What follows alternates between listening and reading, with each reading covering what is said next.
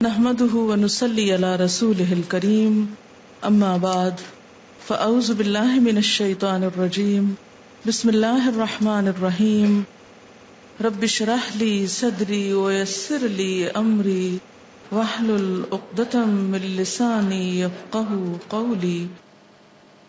دعا کے آداب میں سے یہ بات آپ سب کو معلوم ہے کہ اگر دعا مانگنے سے پہلے اللہ کی تسبیح، حمد و ثنا، تعریف کی جائے تو یہ چیز اللہ تعالی کی رحمت کو جوش میں لانے کا ذریعہ بنتی ہے اور دعا کی قبولیت کا بھی۔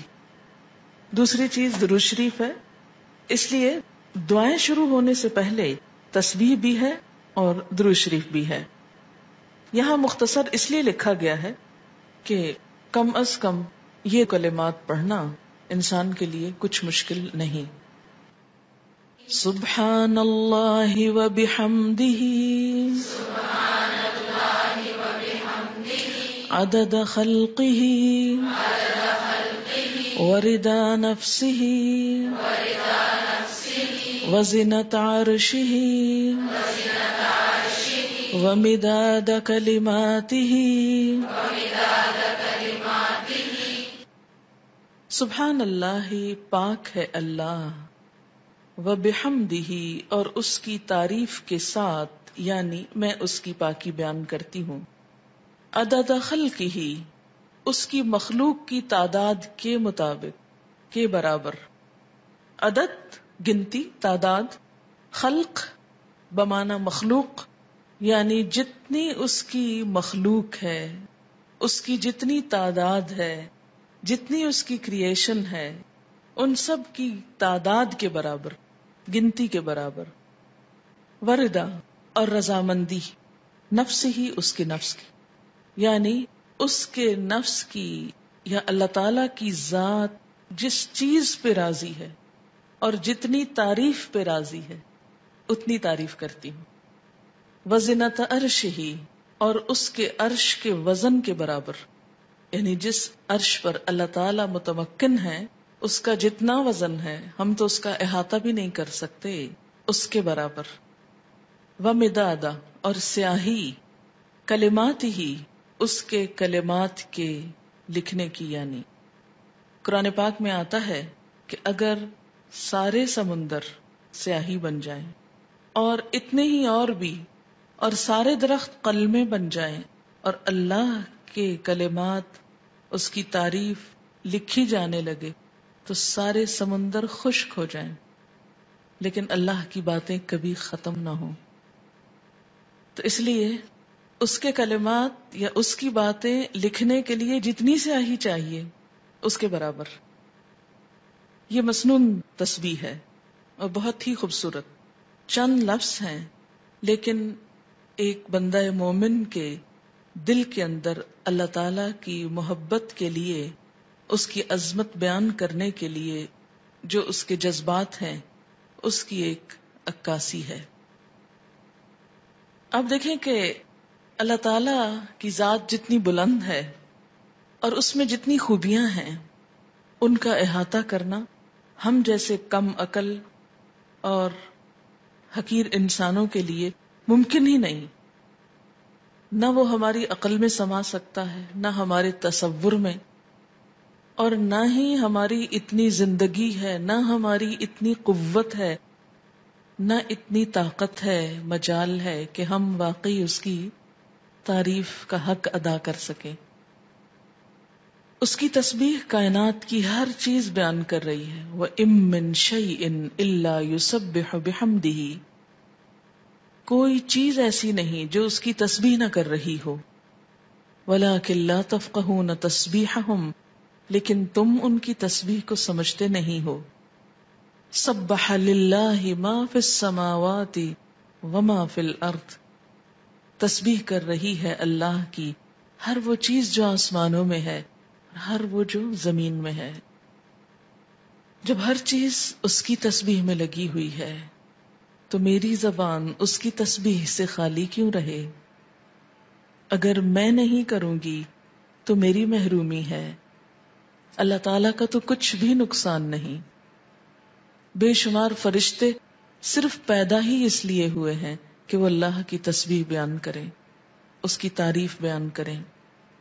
اس لیے تسبیح کرنا سراسر خود انسان کے اپنے فائدے کے لیے ہے. اس طرح انسان باقی کائنات کا ہم نوا ہو جاتا ہے. جس ذات سے جتنی محبت ہوتی ہے اس کے لیے الفاظ کا چناؤ اتنا ہی مشکل کام ہوتا ہے، اور اللہ کی تعریف کے لیے الفاظ کا چناؤ ہم عام انسانوں کے بس میں نہیں.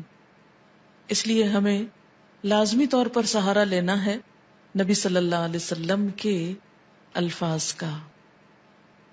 تو آپ نے جو الفاظ سکھائے مسنون بھی ہیں اور بہت جامع بھی ہیں. آپ صلی اللہ علیہ وسلم کی یہ خصوصیت تھی کہ انما اوتیت جوامع الکلم، مجھے جامع کلمات عطا کیے گئے ہیں. آپ صلی اللہ علیہ وسلم کی گفتگو کی ایک خوبی تھی کہ کم الفاظ میں بڑی بات کہہ سکتے تھے. تو یہاں بہت کم الفاظ میں بہت خوبصورت طریقے سے اللہ تعالی کی تسبیح بیان کی گئی ہے. تو جب بھی آپ دعا مانگنے لگیں تو اس سے پہلے اگر یہ چند لفظ بول لیں تو دعا کا وزن اور قبولیت اور اس کی خوبصورتی بڑھ جائے گی.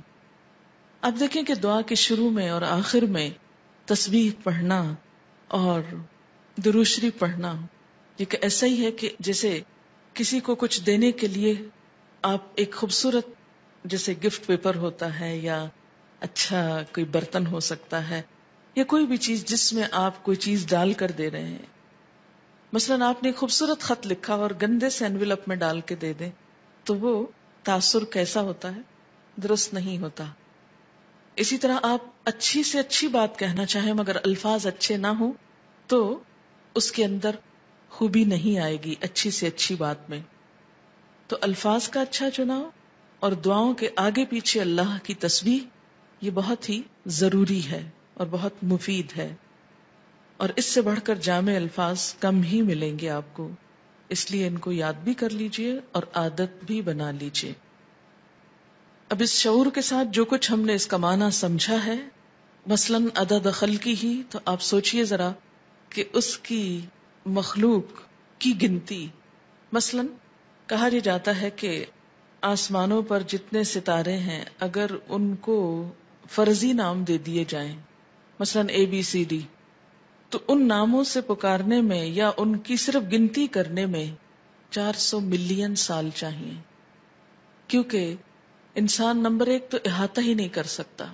اور اگر صرف گننے لگے ان کو، صرف ستاروں کو، ابھی زمین کے ذرات کو نہیں، ریت کے ذرات کو نہیں، اگر آپ میں سے ہر ایک کو پورا کراچی شہر مثلاً سمندر کے کنارے پہنچ جائے اور ایک ایک گلاس ریت کا اٹھا کر اس کو دے دیا جائے ہر شخص کے کہ اس کے ذرات گنو، تو میرا خیال ہے کہ صرف وہ ذرے گننے میں اس کو کئی سال لگ جائیں، ایک عمر بیت جائے.